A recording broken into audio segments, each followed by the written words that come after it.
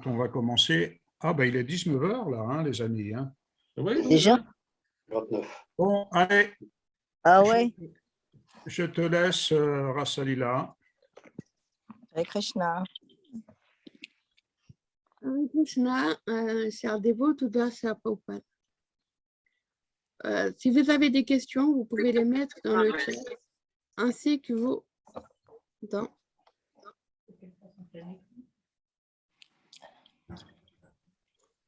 Je coupe le son.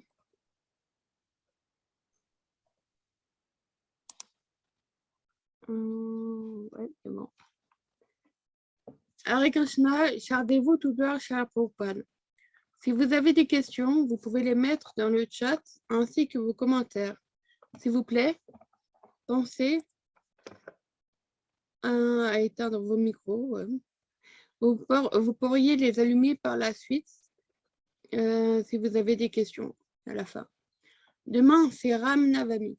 Ce soir, Nitai Gaurasundar Prabhu va nous parler de Sri Ramachandra. Nitai Gaurasundar Prabhu a joint le mouvement pour la conscience de Krishna en 1979 à Montréal, au Canada. Il a ouvert un centre à Marseille dans les années 80. Il fut pendant 20 ans président du Temple de Paris et président de l'association Festival de l'Inde qui organise le Ratha Yatra depuis 30 ans à Paris. Il est marié à une dévote chinoise, disciple comme lui de Srila Bhakti Tamal Krishna Goswami Maharaj et ont une fille qui s'appelle Kalindi.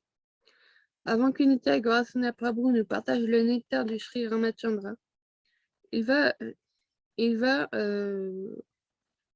faire un puja pour Sri Ram avec un kirtan de Shiv Ram Das que vous pouvez trouver sur ISKCON Desire Tree. Ah, c'est à toi, Nitai. Oula, excuse-moi, je t'ai coupé ton micro, sans faire exprès.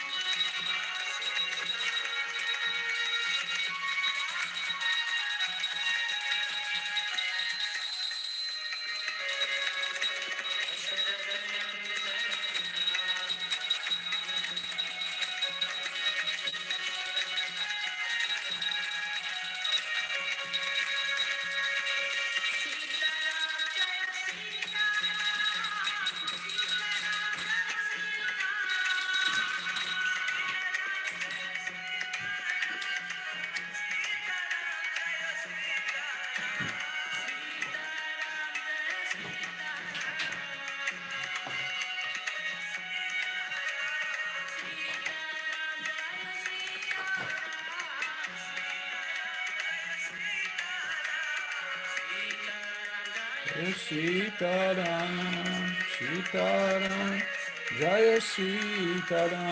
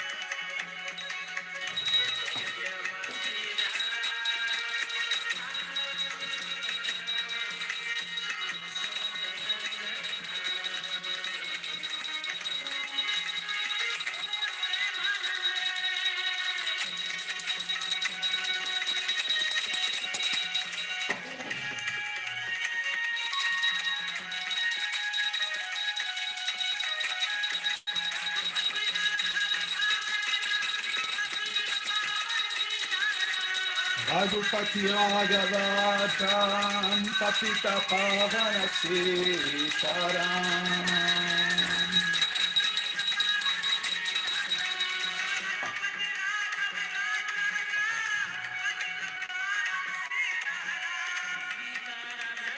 Sitaram, Sitaram, Jaya Sitaram.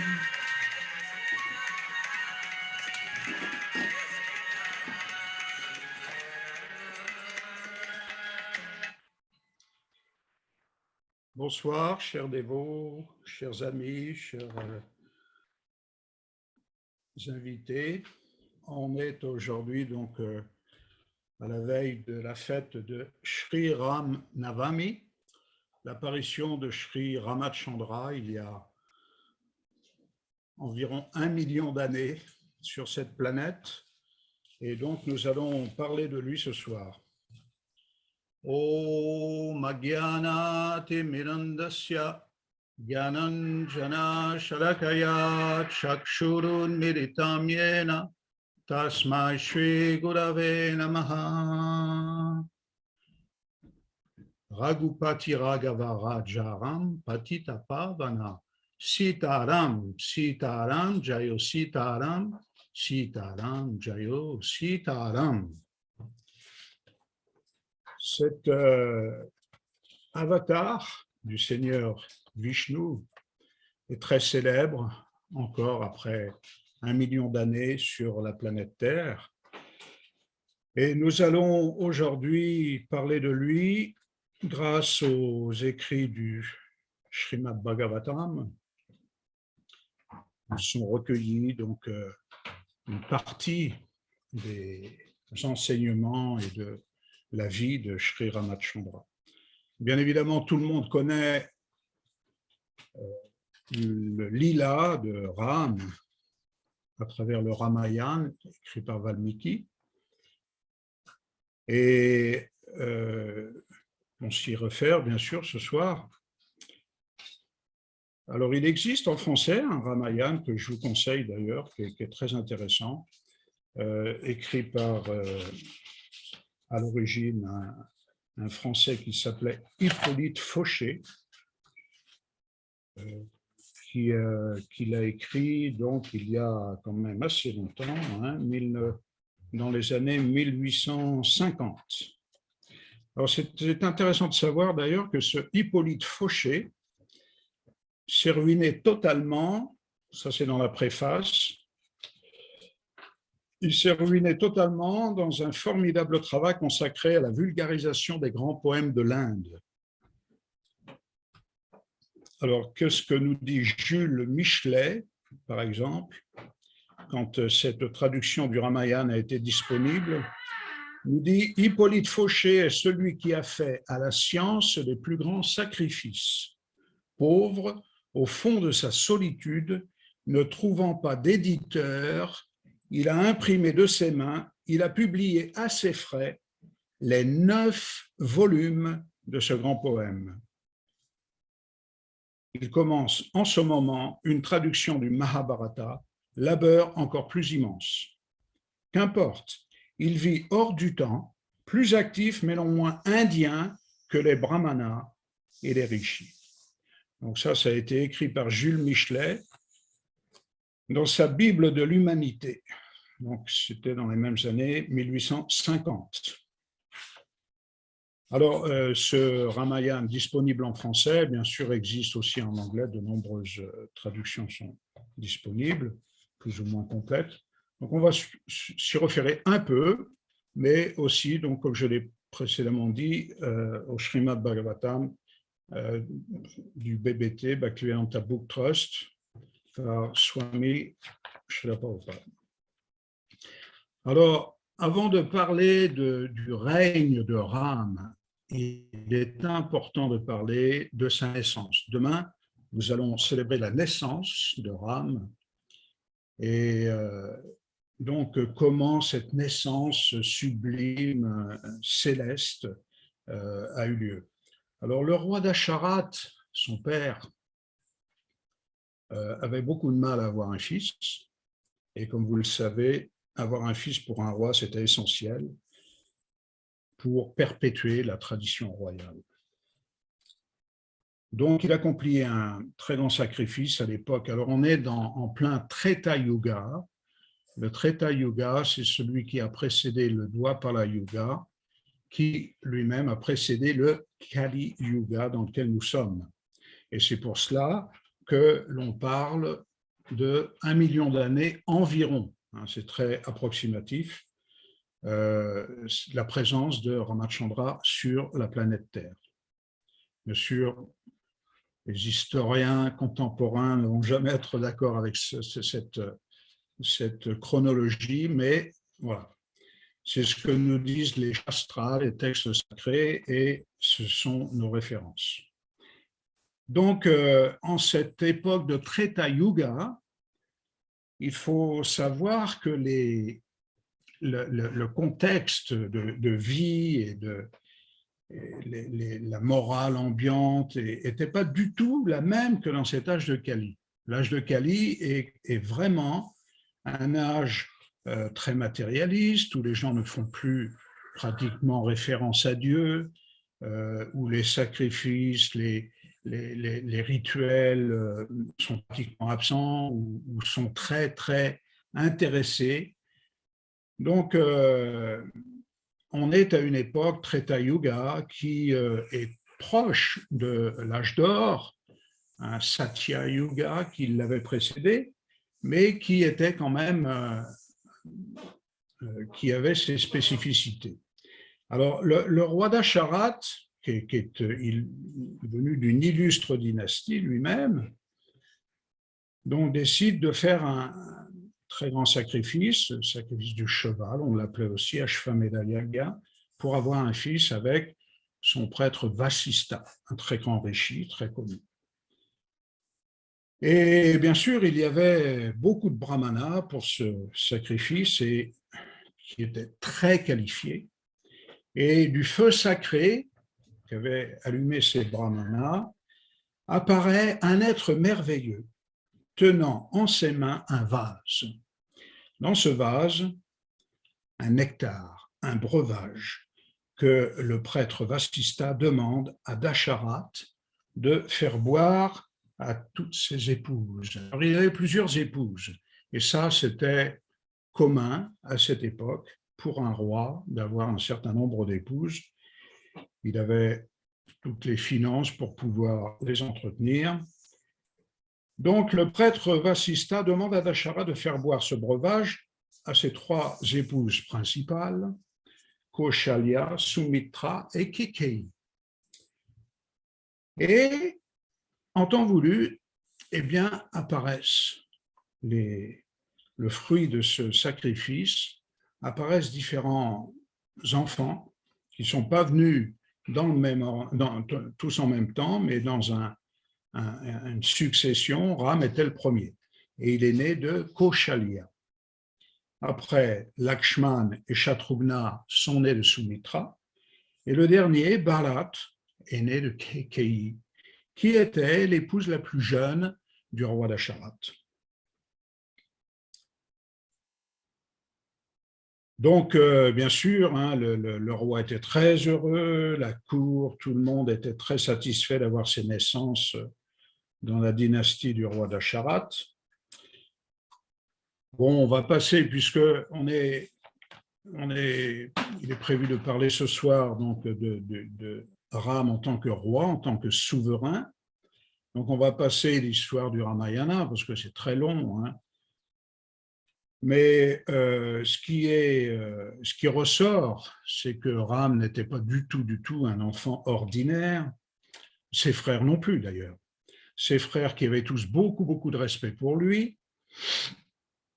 Et donc, tout se déroule dans la cour avec toujours une notion du sacré qui est au cœur de toute activité, pratiquement parlant.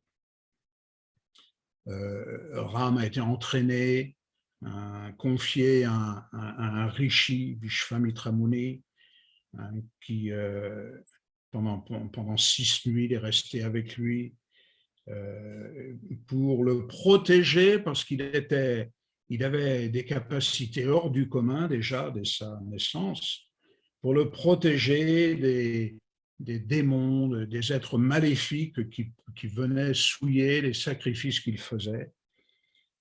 Et Vishvamitra, très satisfait de la protection de Ram, il était encore jeune, un Ram, lui donne à ce moment-là l'ordre d'aller donc chercher une épouse, Sita, donc, qui était très belle, très parfaite à tous égards.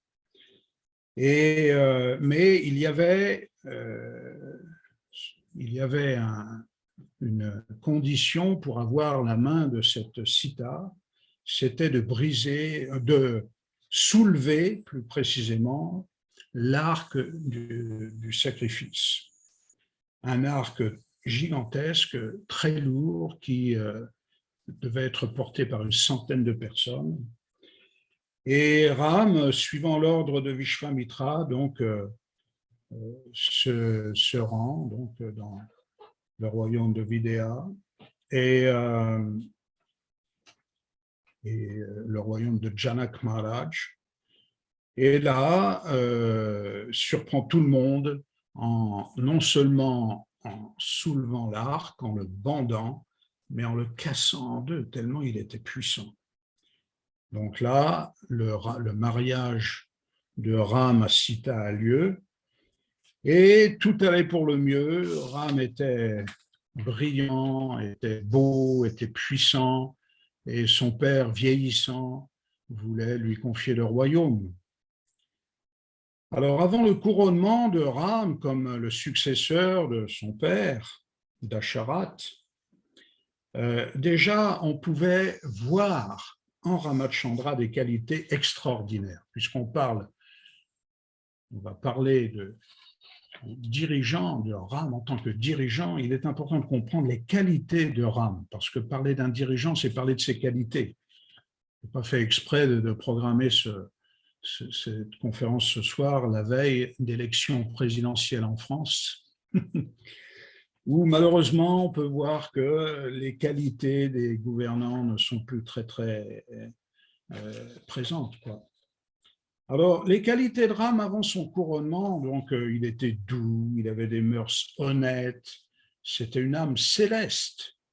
Sa bouche instruite ne disait que des choses aimables. Jamais, il ne se mettait jamais en colère, toujours bienfaisant. Et avant même qu'il soit couronné roi, il agissait comme le père et la mère des sujets du royaume.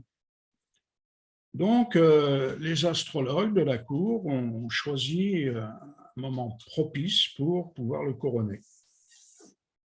Avant ce couronnement, donc Ram, suivi de Sita, entre dans le sanctuaire familial, portant une soucoupe de ghee sur sa tête, qu'il verse sur un feu sacrificiel. Il se nourrit de restes d'oblations qui ont été amenés là, devant la Murti de Vishnu. C'était un temple dédié à Vishnu. Il s'adresse alors, dans ce temple, aux immortels, c'est-à-dire aux Devas, et il écoute leurs conseils, et en silence, il médite sur Shrinarayan. Et il se couche et il va passer donc la nuit, là, avec Sita, sur un lit, c'est expliqué, un lit de verveine. Alors, Hippolyte Fauché dit d'ailleurs dans la sainte continence. C'est intéressant. Et là, la nuit passe et au lever du soleil, avant le lever du soleil, donc des bardes, des poètes sont là pour offrir des chants. Et Ram médite sur Surya. Et toute la ville d'Ayodhya, tout même le royaume est présent, puisque la nouvelle a été très vite qu'il y allait y avoir ce couronnement de Ramachandra. Et donc, il y a une excitation générale où tout le monde veut assister. Et Ram est tellement beau, est tellement puissant que tout le monde est subjugué par cette beauté. Mais là, bon, vous connaissez peut-être l'histoire, là survient quelque chose qui va complètement changer le cours des choses, puisque une servante, ça part d'une servante de la cour, toutes les reines avaient chacune leur servante, et Kekeï avait une servante qui s'appelait Mantara. Et cette Mantara avait des buts bien précis. Donc, elle vient réveiller Kekeï, qui était un peu engourdi, qui n'était pas spécialement, qui ne comprenait pas trop ce qui se passait, qui n'était même pas averti apparemment que le couronnement de Ram allait avoir lieu. Quand Mantara lui dit, elle est contente, elle n'était pas jalouse particulièrement au départ des autres reines, mais cette Mantara va lui changer complètement l'esprit, en lui disant des choses comme « Tu sais, une fois que Ram sera sur le trône, toi, tu seras immolé avec ton fils, tu deviendras la servante de Koshalya, etc., etc. » Toutes sortes de mauvaises pensées. Et alors, Kekeï, qui au départ prêtait pas beaucoup attention à ces paroles, est de plus en plus à l'écoute des propos de Mantara. Et Mantara lui rappelle qu'elle a pensé les plaies un jour que son époux Dasharat revenait d'un combat et que Dasharat était tellement satisfait de son service qu'il lui avait offert 2 bénédictions. Alors, Mantara lui dit, c'est le moment d'aller lui demander maintenant ces bénédictions et je te propose que les 2 bénédictions soient le sacré Bharat, mon fils, et de faire exiler Ram pendant 14 ans. Alors, encore une fois, on est dans un contexte où le sacre est prévu pour le lendemain. Donc, tout a changé terriblement, là, très vite. Et Kekeï est devenu convaincu. Il y a une mise en scène qui a été faite avec sa servante Mantara. Et donc, le roi a été invité à venir voir une de ses épouses, sa plus jeune, donc. Et il la voit à terre, dépitée complètement. Et c'est là que Kekeï, il y a un échange entre eux et elle dit, voilà, mais écoute, mon cher époux, je voudrais maintenant obtenir les 2 grâces que tu ne m'avais pas données à ce moment-là, parce que je t'avais dit que oui, peut-être plus tard, tu pourrais me les donner, mais pas à ce moment-là précis. Mais maintenant, je te les demande. Et donc là, le roi commence une véritable descente aux enfers. Il était tellement heureux de pouvoir couronner Ram. Il était sous le charme de cette dernière épouse, qui était la plus jeune de toutes. Et là, il voit qu'il s'est fait piéger par elle, complètement. Alors là, il a plus de parole pratiquement, il est cloué. Bon, tout après se passe très vite. Et donc, Ram est convoqué devant son père qui pratiquement ne peut plus parler. Et c'est Kekeï qui va lui dire, voilà les ordres de ton père. Il faut que tu partes en exil pendant 14 ans. Et c'est ton frère Bharat qui va être sacré roi à ta place. Alors, imaginons un peu la scène. Les rues de Ayodhya étaient pleines de monde qui attendait le sacre. Et en l'espace de quelques heures, j'imagine, Ram apprend qu'il est banni. Il apprend que... et surtout, alors c'est important de comprendre que Ram, quand il apprend cela de cette reine, il ne se révolte pas. Alors je voulais principalement parler de cela pour bien comprendre la mentalité de Ram. Il va être le roi, ce qu'il va finir par l'être, mais il n'est pas attaché à être le roi. Donc, il va accepter tout simplement pour protéger son père de la promesse qu'il avait faite à son épouse. Alors, c'est dire à quel point il encourage la vertu. Et ça, c'est une de ses caractéristiques principales, le dharma, la parole. On voit maintenant des politiciens qui nous parlent pendant des campagnes électorales de tellement de promesses qui, on le sait, ne seront jamais tenues. Donc, c'est pour ça que de plus en plus de gens dans les démocraties refusent d'aller voter, parce qu'ils n'ont aucune confiance dans les politiciens qui sont connus comme étant des gens qui ne tiennent plus leurs promesses. Et là, on est face à un modèle de fils qui, pour honorer la promesse de son père, va accepter de partir en exil la veille de son couronnement. Donc, il revêt les habits d'ascète. C'est décrit dans le Ramayana que ce sont des habits d'écorce. On a du mal à comprendre exactement ce que c'est, mais c'est des habits pratiquement d'un ascète qui vit dans la forêt. Alors, au départ, il devait partir seul, mais Sita veut l'accompagner et Lakshman veut l'accompagner, son frère. Au départ, ils partent avec un cocher. Il y a des centaines d'habitants qui les suivent. Ils sont dévastés quand ils apprennent la nouvelle. Ils commencent à se lamenter. Hélas, hélas, Ram, hélas, Ram. Et que dire du père d'Asharat qui, lui, pratiquement sa vie l'a quitté. Ça ne va pas attendre très longtemps, d'ailleurs, avant qu'il quitte son corps, tellement il est dépité par cette situation. Donc, Ram part dans la forêt, au départ avec un cocher, puis après la première nuit, il va dire au cocher de retourner, il part à pied.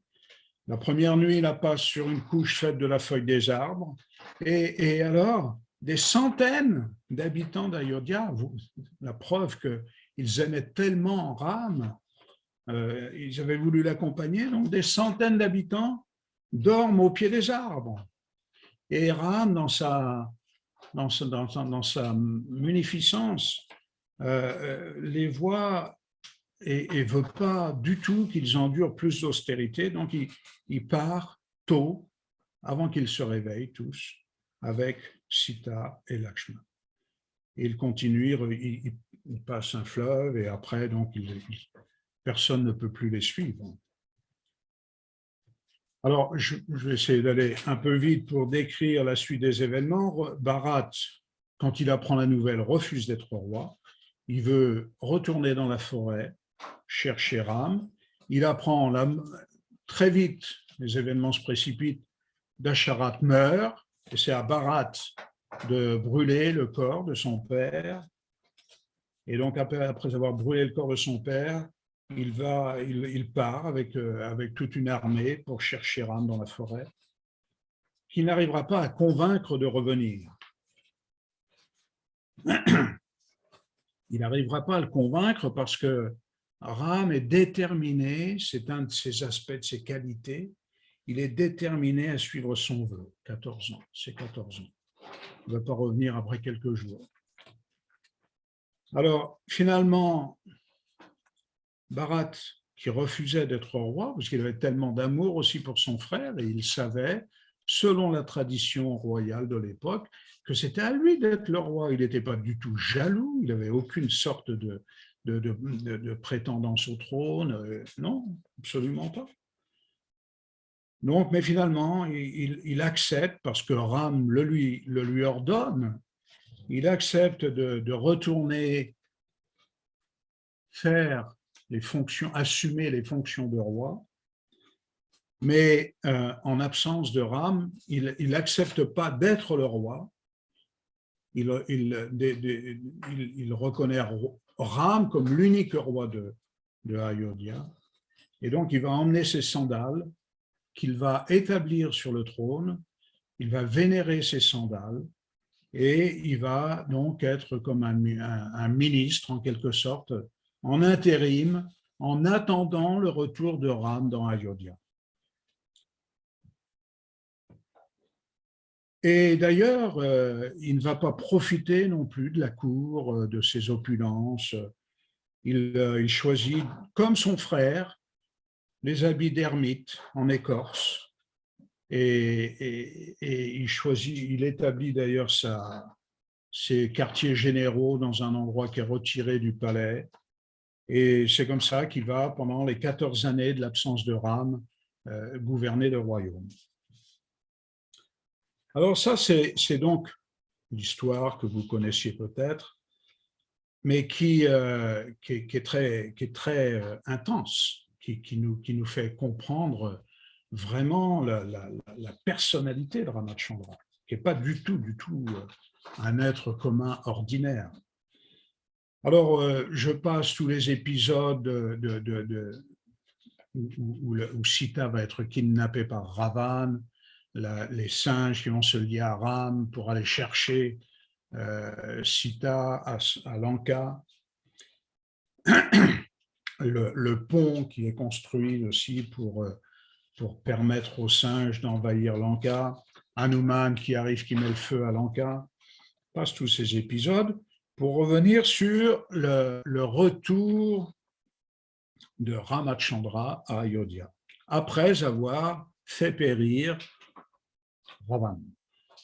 Et avec son armée de singes, il revient dans une sorte de vaisseau spatial fleuri dans lequel des milliers de personnes, des milliers de singes qui n'étaient pas du tout des singes ordinaires, et voilà, et Lakshman et Sita, donc tout le monde est là. Ils reviennent à Ayodhya et là, bien évidemment, Bharat et tous les habitants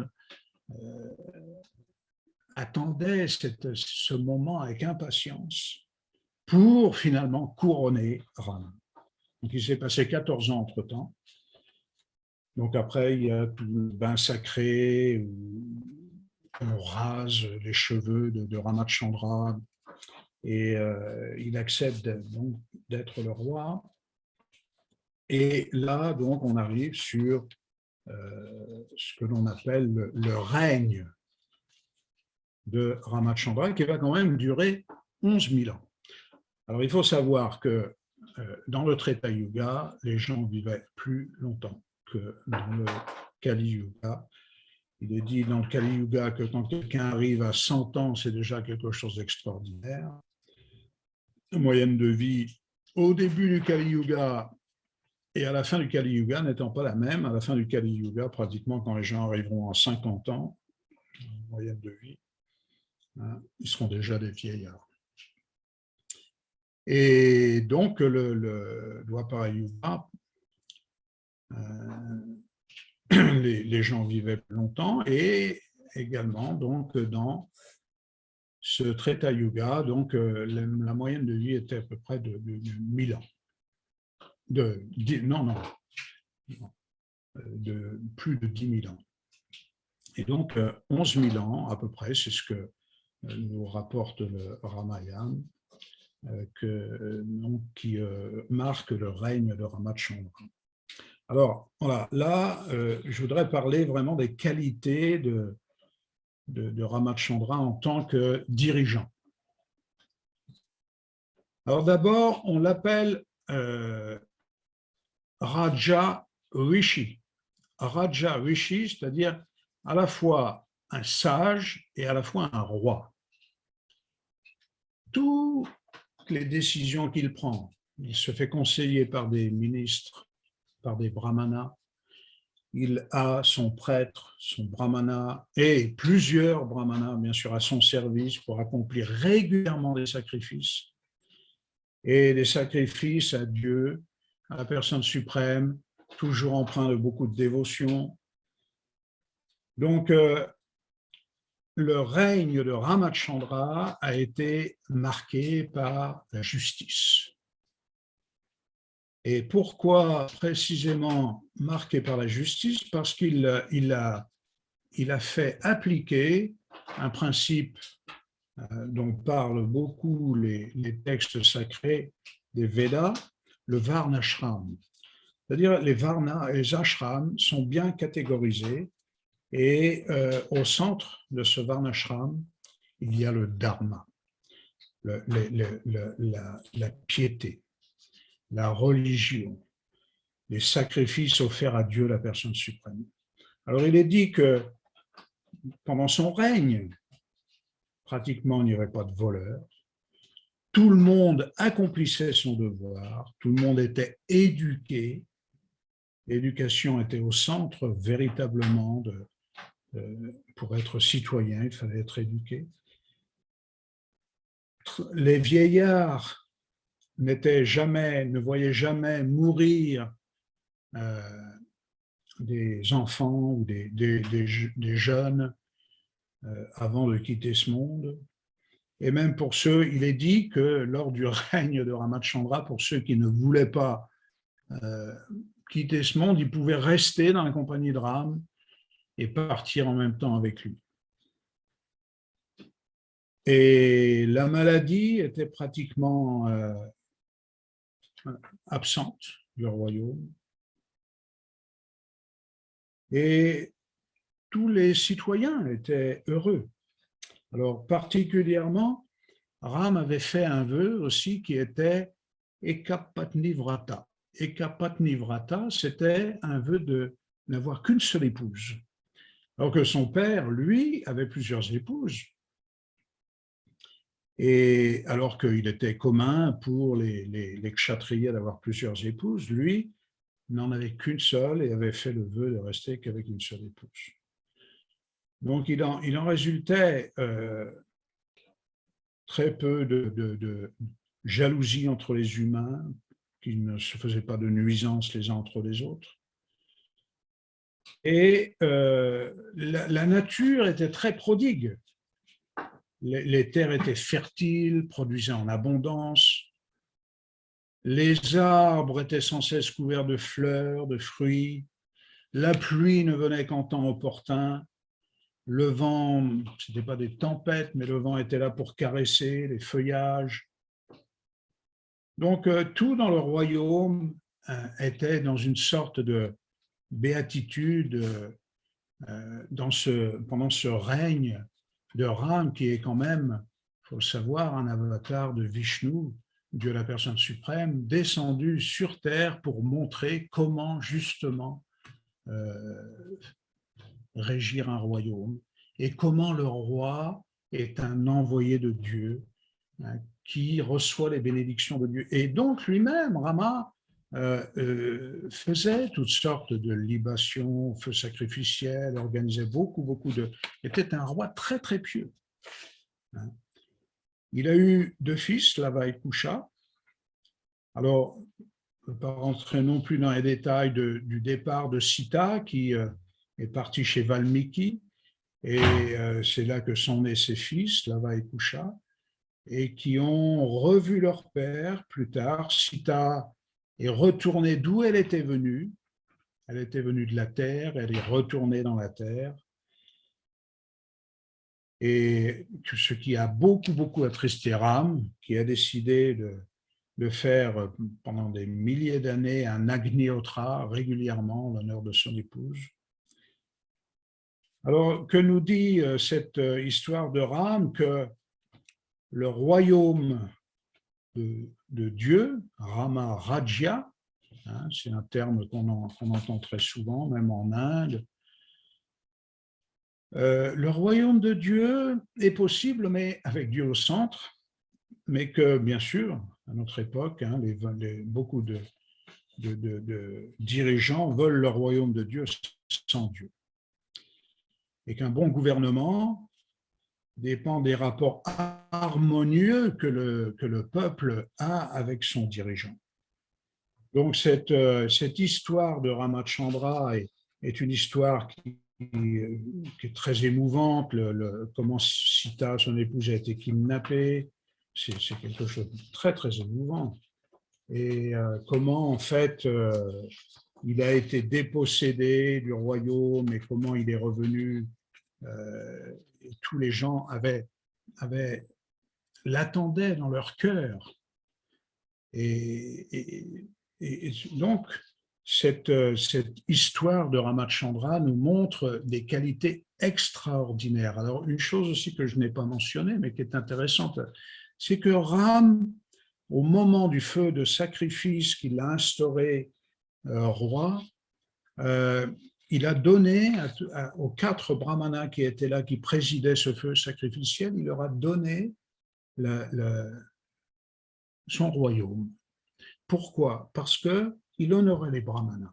Les brahmanas étaient des gens qui n'avaient aucun désir matériel et qui n'étaient seulement, dont la seule mission était de transmettre la connaissance spirituelle transcendantale.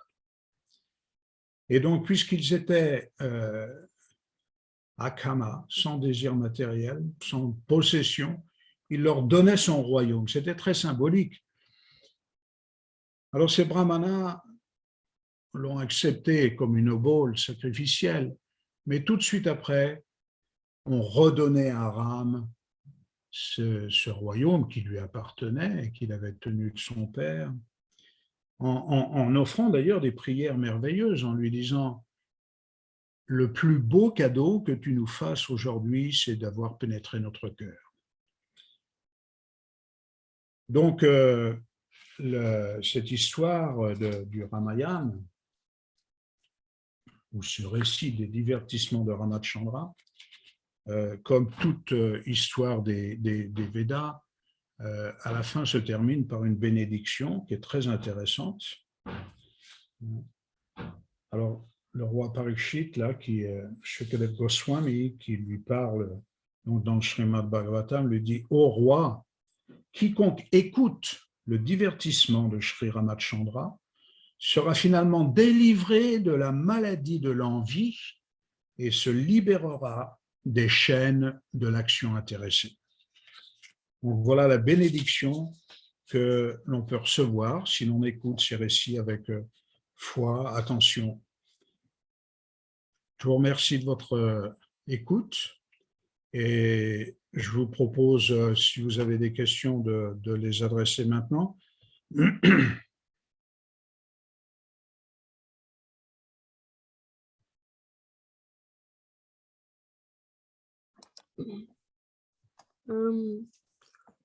Si vous avez des questions, il faut appuyer sur le micro.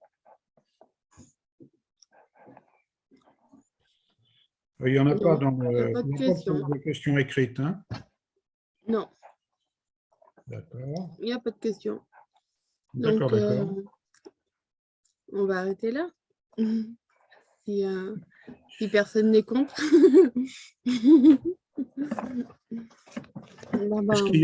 Est-ce qu'il y aurait une question? Oui, Jaya Bhakti, oui.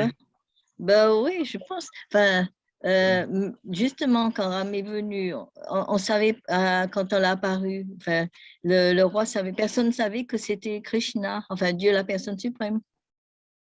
Alors, la venue d'un avatar est toujours complexe, parce qu'on peut très difficilement, d'ailleurs la plupart des soi-disant théologiens ne conçoivent pas la possibilité que Dieu puisse venir en ce monde. Dieu reste dans un royaume très loin, même Dieu n'a pas de forme, etc., etc. Il y a toutes sortes de conceptions. Donc, quand il choisit de venir en ce monde, il ne vient jamais seul déjà, il vient toujours avec tout un tas de compagnons, d'associés, de personnes de son entourage qui prennent des corps matériels pour participer à son lila. Alors, non, on peut dire que personne au départ ne sait vraiment qu'il est la personne suprême, mais l'amour que lui portaient aussi bien ses parents que ses frères, que les citoyens d'Ayodhya ne venait pas de nulle part. C'était quelque chose qui avait été cultivé par eux, qui voulait finalement, qui leur a permis finalement d'être dans ce lila particulier sur Terre avant de retourner avec lui dans le monde spirituel. Donc, ils ont ils avaient Ram en leur cœur, sans forcément comprendre intellectuellement ou autre qu'il était Dieu, la personne suprême. Donc, toute sa famille, enfin, tout ça, les femmes, tout ça, les reines, le roi, tout ça, ils viennent du monde spirituel. Oui, il y a toutes Les sortes. singes, tout ça. Oui, c'est complexe, encore une fois, il n'y a pas une histoire qui se ressemble. L'histoire de Kekei, par exemple, n'était pas du tout la même que celle de Koshalya. Kekei parce qu'elle a été, après cet événement, Ram ne lui en a pas voulu particulièrement. Mais par contre, Dasharat, après l'avoir tellement aimée, puisqu'elle était la plus jeune, l'a pratiquement maudite, quoi, puisqu'elle avait fait un acte qui était terrible. Et elle avait été pratiquement la cause de la mort du roi. Mais chacun a, précédant le lila, chacun des acteurs du lila a une histoire personnelle, une histoire avec Ram, avec Krishna, mais dans un rasa particulier. Les dévots de Ram ont un rasa particulier, où il est le roi, où il est l'autorité suprême. Il ne joue pas avec lui comme, par exemple, les pâtres de Vrindavan jouent avec Krishna. Il y a toute une ambiance générale différente, hein, qui est portée beaucoup sur le respect, la vénération, etc. Donc, chaque avatar, c'est pareil. Il y a des avatars comme Shingadev ou qui inspirent chez leurs dévots beaucoup de respect, mais qui ne sont pas forcément dans une certaine intimité avec lui. Voilà. Il y a d'autres questions? Ou des commentaires? Ou des commentaires, oui. Ah non, il n'y en a pas. Non. Eh bien, je vous remercie tous de votre attention et vous souhaite un excellent Ram Navami. Alors, parmi les choses que l'on fait donc, les jours d'apparition, effectivement, on peut faire un puja si on a des gravures qui représentent Ramachandra, et puis lui offrir aussi de la nourriture, des chants. C'est très, très bon augure. Merci à tous et à très bientôt. J'ai une question. Justement, alors demain, enfin c'est pour demain, donc est-ce qu'il y a un jeûne, jusqu'à quelle heure qu'il faut jeûner? Oui, Il y a un jeûne sec pour tous les avatars de Vishnu, c'est jusqu'au crépuscule. Jusqu'au crépuscule? Ah, d'accord. Merci à tous, bon festival. Merci, Hare Krishna. Haribol tout le monde. Haribol tout le monde. Merci d'être venu. Ah, Haribol.